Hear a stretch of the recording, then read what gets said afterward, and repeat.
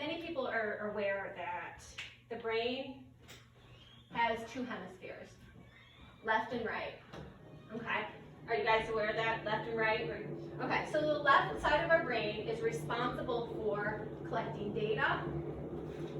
It's where our logic and our reason, our ability to data, logic is where our knowledge is stored. Okay, so this, if you're left brain, if somebody says I'm left brain, they tend to be very analytical, okay? They can be analytical, logical, reason based, okay?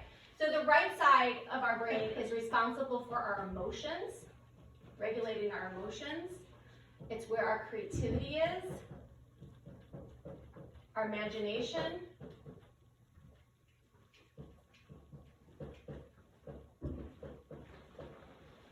our feelings, our intuition. Do you guys know what intuition is? That gut feeling, the knowing. So I'm just going to call it knowing. So it's our knowing. Okay, so what happens is our brain should work together, and actually all these functions should work in unison. But what happens with most people is we tend to become either left side dominant or right side dominant. We tend to become very analytical and logical based, or emotional and creative, okay? So if somebody is just using their left side, they tend to be kind of over analytical, kind of too idealistic, too realistic, too stuck on facts, too stuck on this is what it says, okay? Somebody who is using their right side of their brain tends to be over emotional, emotionalizes everything. They disregard knowledge and facts. They're heavily into their imaginative mind. They're very creative. They can be really great artists. And they tend to tap into their knowing, their intuition a lot. In our society, as you age, as you become adults, most people are either one or the other. Very few people are both, okay? There's this piece of tissue connecting both hemispheres of their brain. It's the corpus christum. And in somebody who's using both hemispheres of their brain at both times, this piece of tissue is very developed. Somebody who's only using one hemisphere, it's very thin. There's not a lot of information going between these hemispheres. This sends electricity between, kind of like electrical information between both hemispheres. And the thicker this is, the stronger these two are working together. Okay, so somebody who has a very strong whole brain thinking would have access to knowledge and knowing at the same time. So I always like to think of, one of the best examples, somebody who has access to knowledge and knowing at the same time is a quarterback, okay? So knowledge is the knowledge of the game. He has to know how the game's played, right? But when he's pulling that ball back, he has to be accessing his intuition, his gut feeling, his knowing, okay? So he has to have a whole brain. Because if he wasn't able to, if he was only using one half of his brain, he would know how the game is played, but he would not be instinctual. He would sit in the pocket and probably get pulverized, right? Because he's not acting quickly enough. If he's just accessing his knowing, he doesn't know where to throw the ball anyway, so it doesn't matter how good of a player he is or how good of his intuition is, okay? So this is the same thing with the scientist. He has to have data and he has to have knowledge, but without the ability to be creative, because anybody who's come up with an amazing new idea, revelation science, has come at it from imagination and creativity. You know, Albert Einstein came up with theory of relativity during daydreaming. But he had to have knowledge, logic, and reason to be able to mesh them. Does that make sense? Okay. So when we have access to both hemispheres of our brain, we tend to make the best decisions for ourselves. We tend to be calmer. We tend to just be more stable in general. So the more time we spend linking up both hemispheres of the brain, the better we feel. And we can access information and knowing. It's like, how many of you guys have lost your keys, right? and you can't find them, right? Your brain always knows where it puts things, but we might get too emotional, we might emotionalize things, so we disable our left side of the brain, our knowledge side, the part of us that knows where the keys are, okay? So when we get too emotional, we actually disable the other hemisphere, and we wouldn't be able to find the keys even if we tried, okay? So meditation helps this, but I'm going to talk to you a little about what else can help. So our left side of our brain operates our right side of our body, and our right side of our brain operates the left side. So they cross over function, okay? So what you can do really easy to create whole brain thinking and to create that balance of having knowledge and knowing, emotion and facts at the same time, is any activity that causes you to cross the left side of your arm over to the right. And that's any crossover activity, okay? So one of the things, and this actually will help you get into meditation. So some people can't just drop into a meditative state. So I often will tell people to cross this hand over here, pull that to the chest. And that will create both hemispheres to start talking and link up. Like if you find yourself maybe too emotional about something, you can't get your brain calm, putting both hands across will allow you both hemispheres to connect, and you'll be able to have access to knowledge and knowing at the same time. Okay, we can get out of that overthinking, emotional side and have access to this. Does that make sense? Okay. But the more you meditate, the more this gets stronger. Okay. So or any activity really that causes you to cross left over. I actually keep a ball in my purse because what you can do is if you find yourself upset about something and you can't get relaxed, this will relax your brain within seconds. Okay, so my hands crossing over my midline, so I'm causing both of my hemispheres of my brain to relax and cause this whole brain thinking. So another thing that happens when our brains are crossed over and connected, it causes us to feel safe. Okay, when we're only using one hemisphere of brain, our physiology thinks something's wrong because we weren't designed as human beings to only have access to one brain. It's kind of like having only access to one leg the rest of your life. Your physiology, you could do it, life's gonna suck and maybe really difficult, but you could do it, but you weren't designed to be that way. And the brain was not designed to be only using one hemisphere. So anytime we're only in one hemisphere, it causes our central nervous system to freak out and to go into fight or flight mode. And so we tend to get real jumpy, re-agitated when we're in that mode. So just grab a ball and say something like this, and cross over your midline, and you'll relax within seconds, okay? And if you find yourself, and is related to having impulses or urges, maybe for substances, this will break that. We call this causing a break in the neural pattern. So this will break the neural pattern right away. Within seconds, that urge or whatever will go away because both hemispheres go, oh, we're safe, we're good. What tends to happen is when we're not feeling safe, that's when you start getting urges. That's when your brain starts panicking. That's when you start to go into what we call neural loops. And when we go into a neural loop, it's just a thought pattern loop. Has everybody's probably experienced this, where you get in a thought pattern and you just cycle through everything bad and you can't get out of it and you're stuck for days and days and days and you're just cycling through the same thoughts. Does that sound familiar? Yeah. So what we call that in neuroscience is, so let's see. So we call this a neural loop. So these dots are neurons in your brain, okay? So when you have a thought, you create a neuron in your brain. It's like a little tiny cell gets formed. And then when you create a like thought, a thought that's similar to the first thought, or have an experience like that first thought, you create another one. And what happens is when the brain likes to sort by what's familiar, so it'll create neural loops. So Joe Schmo in the grocery store made me mad.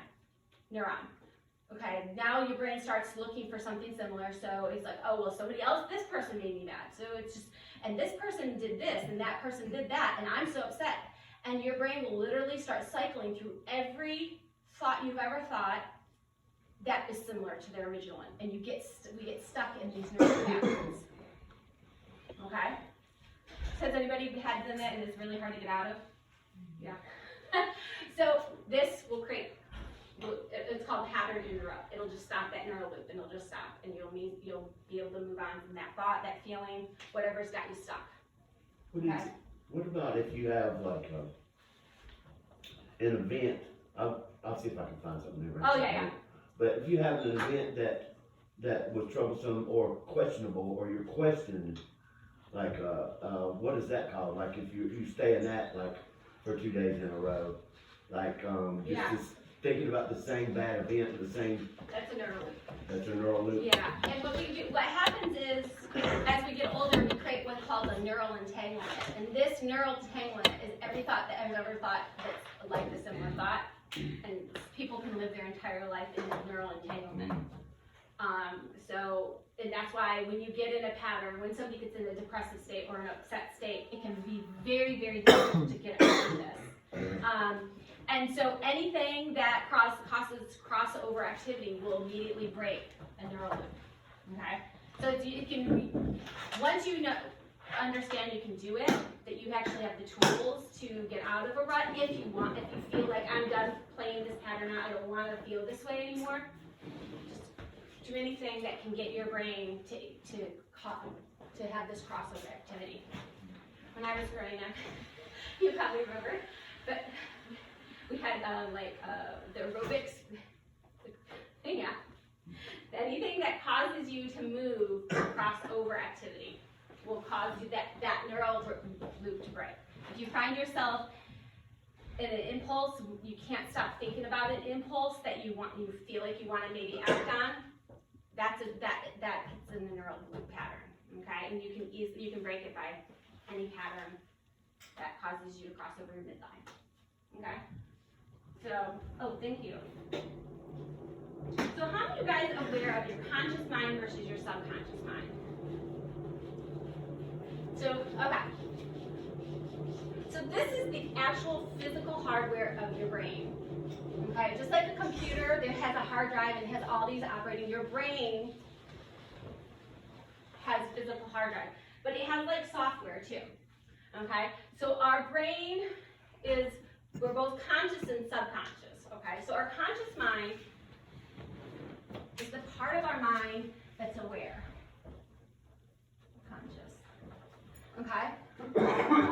It's the part of you that knows what you're doing. Okay? It's the part of you that is making deliberate decisions. And then we have our subconscious, which is the part of us that we're not aware of. Okay? It's below awareness. Sub meaning we're not aware of it. Okay?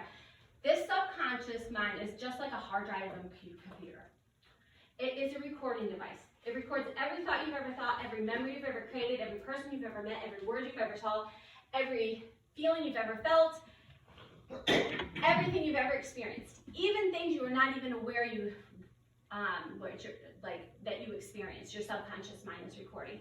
Our brain, when I come into this room, my mind is only picking up on things. I'm only consciously picking up on some things, but my subconscious mind is picking up on all things. My subconscious mind knows the temperature, it knows if there's a fly in the corner, it knows everything, okay? This is why somebody can be hypnotized back to an event, like in a crime scene, and say, okay, so who did you see, what did you see? Consciously, they weren't aware of what they saw, what they experienced, but their subconscious mind has recorded every moment of every second and knows everything, okay? And it's neutral. It doesn't have a preference for what it records. Just like your computer does not care what files you upload. It's neutral. It just records what's seen, okay? This is the part of us that is all of our memories. Let's see, it holds all of our habits, memories,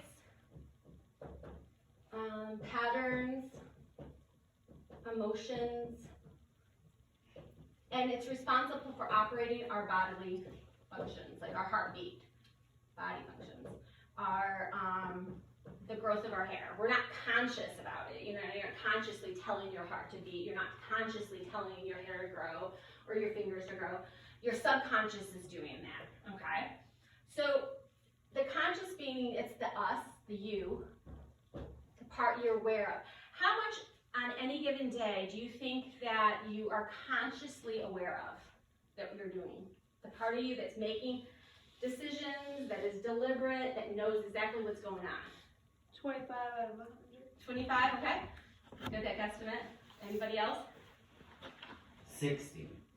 60 that we're consciously aware? Yeah. That's a good, that's an ambitious guess.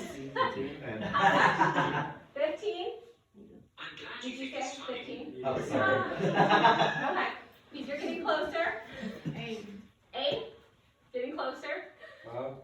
Yes. Magic number is 5. I knew it was low. Wow. Most adults, most people are only 5% aware of what they're doing, saying, being, at any moment in time.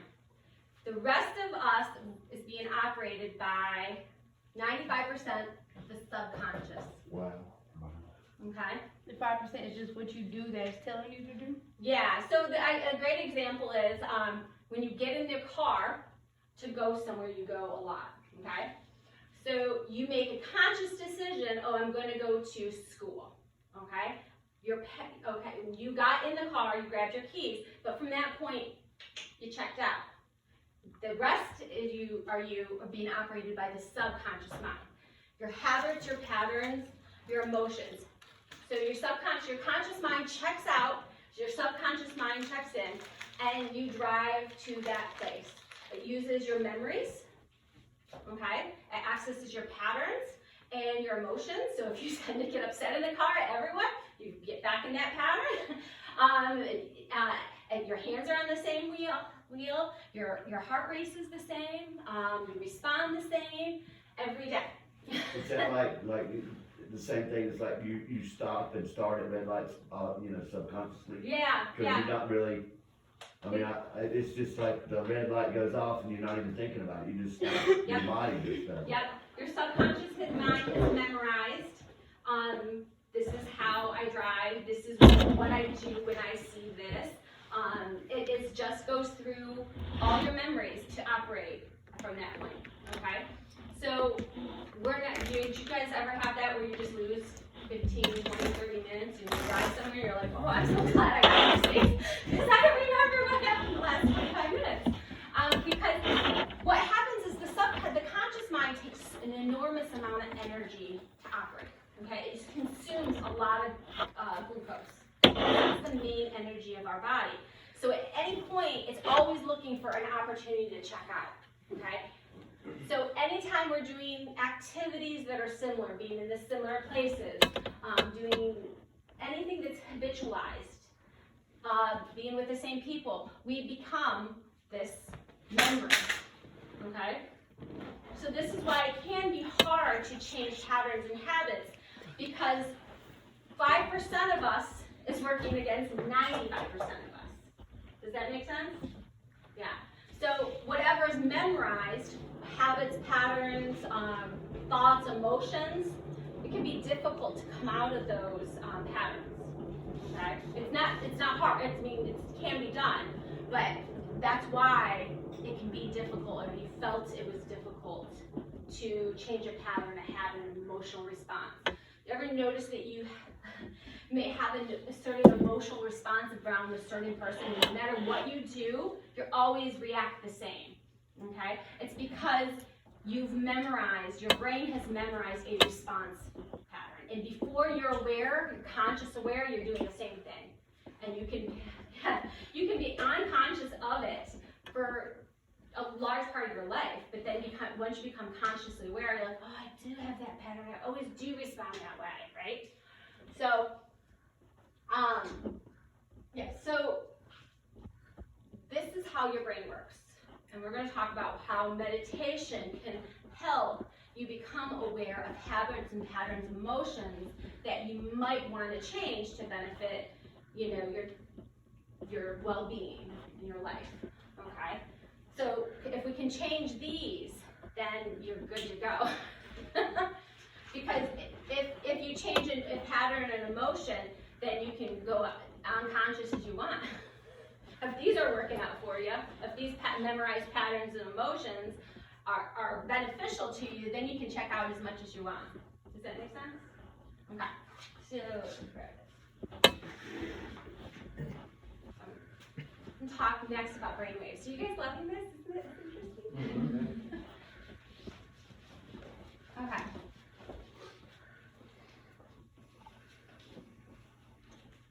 So our brain works on different brain waves. It won't call you right when it's wet. They take that other one that's dry. Oh, okay. However, a little bit. Okay. I think that one's wet too. We'll just wait first. I'll do it on this side because I did it with this one. Okay. So beta is. You can use the white thing and dry it. It doesn't. Oh, thank you, Steve. Oh, so I need Okay, I like that better. Okay, purple thing. Okay, so beta, alpha, you guys can ask me now. Beta, delta, and gamma. So these are different brain waves that we're in. So beta is what we call the active alert brainwave. Okay, it's a very fast brainwave. If we were to hook your brain up to like a monitor, an EKG monitor or whatever, it would measure your brain if you were in beta as very fast. Okay, it's the alert brain. Okay, but it's also the part of you that if you are thinking about the past or in the future, you're in beta. Okay. It's an overthinking brainwave. It's kind of when our brain's just cycling thoughts and we're not really aware of what we're thinking and our brain's just going really, really fast.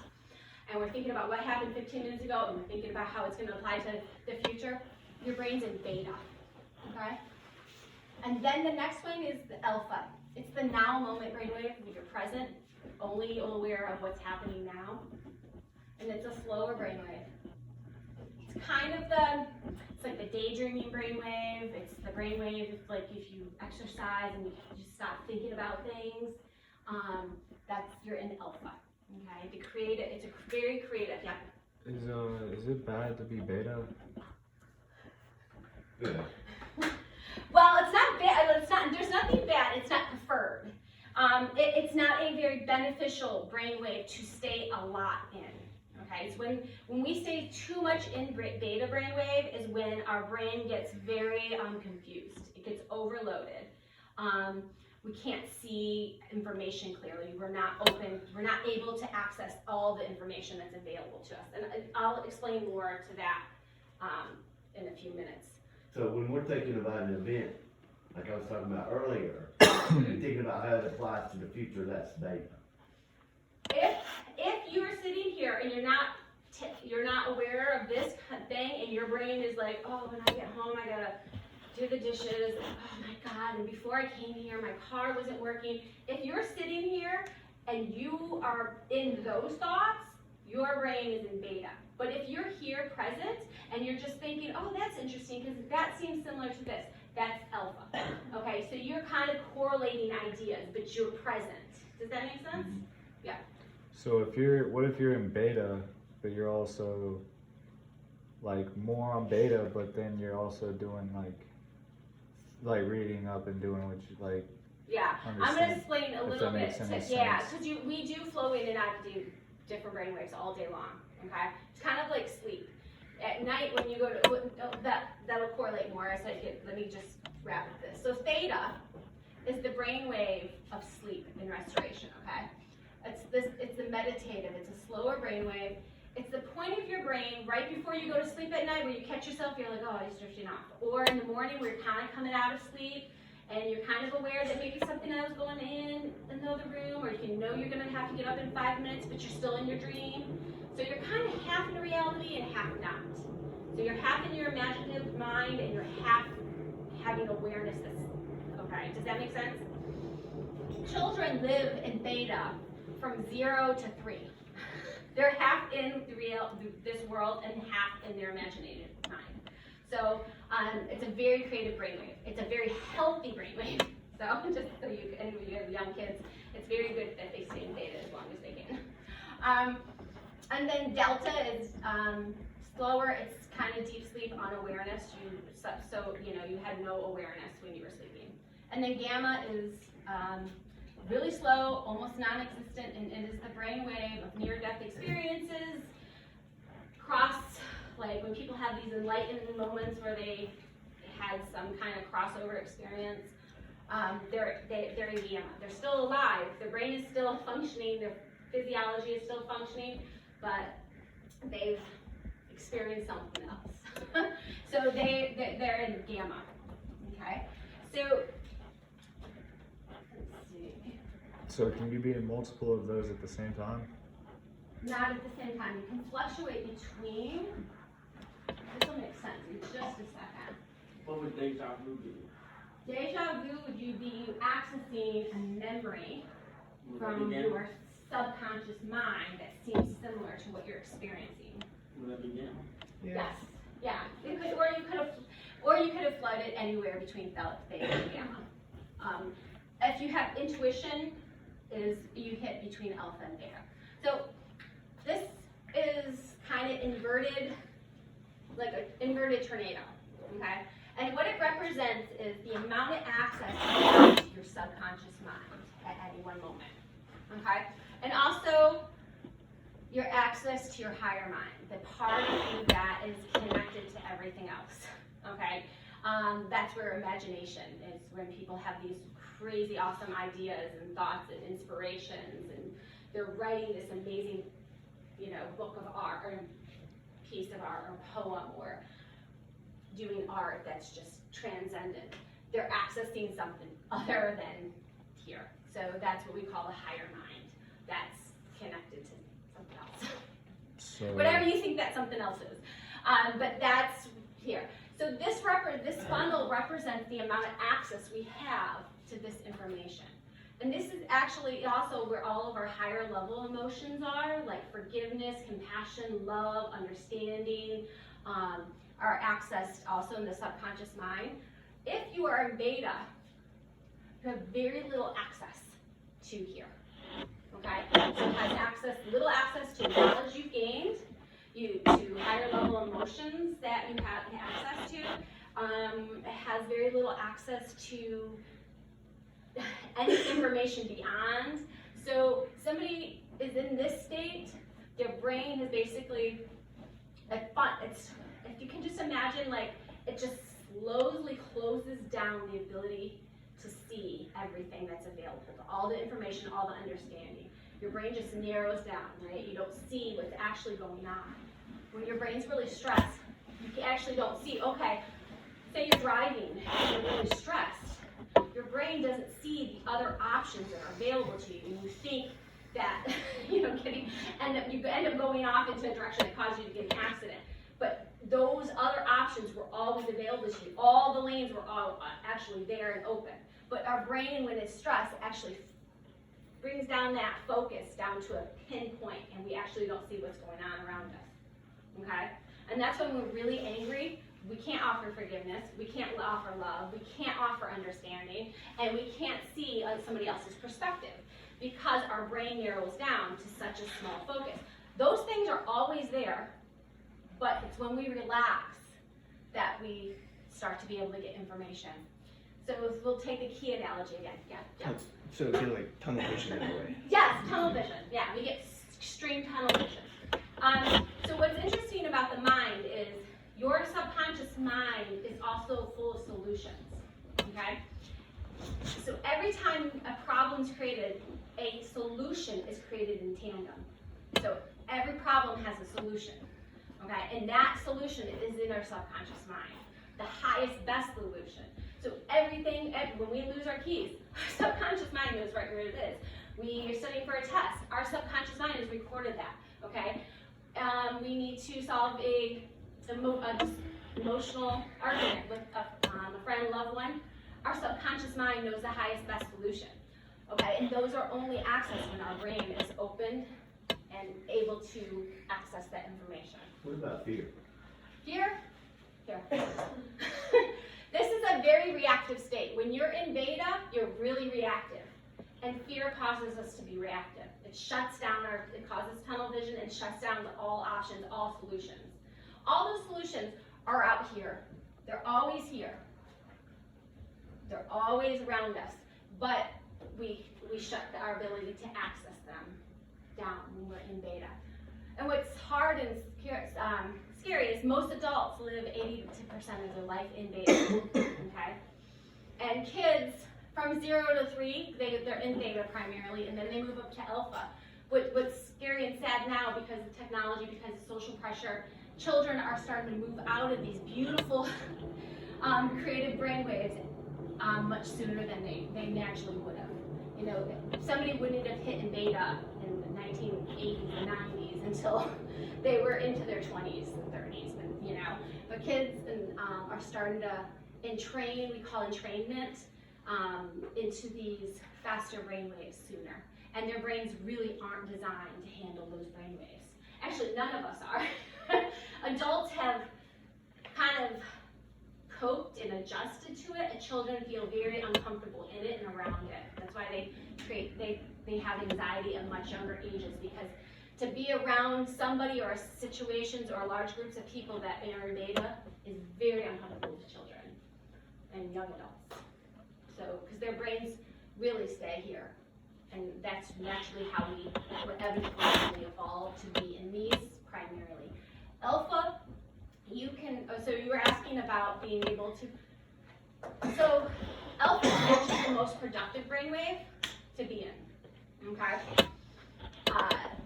Beta, there's, you know, if you're going up into beta a few times a day, it's fine, but alpha is the brainwave that we become the most productive, because we aren't spaced out like beta.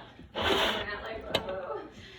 But we are accessing all information, all options, and we're pretty chill, and we are flowing with life. This is to be in flow with life, okay? To be in flow. You're gonna have the days that just went so smooth, and you're just, oh, it's in the flow. You're probably mainly in alpha almost the whole day. But we kind of float between these brainwaves all day long, so we might, kind of like sleep at night. When you first go to sleep, you may be a little bit in beta, and you start winding down, and you hit alpha, theta, and delta. And sometimes people have lucid dreams, or people have transcended dreams, and like, oh my God, they might have hit some gamma brain waves at that point. But so it's kind of like this, what will happen through the night. Okay? You might start off in beta, you know, and that's through the day. And the more you spend in alpha, the calmer you'll feel, the more you'll feel like you have answers and the ability to cope with situations and things that are going around you. Because the answers just float up. You lost your keys? Oh, there they are. Okay, you don't spend 20, 30 minutes trying to remember, okay? Because they were always there. Your ability to access the information as to where they were, it was the issue, okay? The keys don't hop, stop, and move. Our ability to access information is the only limit to our ability to be in flow with life. Does that make sense? Mm-hmm. Okay. Good. Do you guys have any questions after this? What about, what's somebody with schizophrenia? So that's an altered state of consciousness, and it might be also, yeah, so they're likely accessing, they would be in beta, they're also probably hitting these other brain waves at times. They're probably accessing some of these other brain waves as well. So anytime we're in an altered state of consciousness, we're always in these brain waves. It's something, substances can cause us to access different brain waves at different rates. But their outside substances are not somebody might hit some gamma brainwaves and some DMT, but it's Yeah, I was also, thinking about that too. they're also, you know, damaging aspects of their brain as well, so. And it's not necessarily to spend too much time in gamma, it's not that effective, you know. Mhm. I mean, if you have some lucid dreams, you know, but meditate, people who meditate for hours can hit these brainwaves. Children can drop down to gamma pretty quickly. So if they talk telling you they saw their grandpa floating in the corner, probably, So gamma is like where you can see things that you might not think that really are there and stuff, like Yeah. supernatural type. yeah, it's like, oh, so they call it the brainwave, the near-death experience. It's weird. Ego death? Yeah, huh? Like an ego death?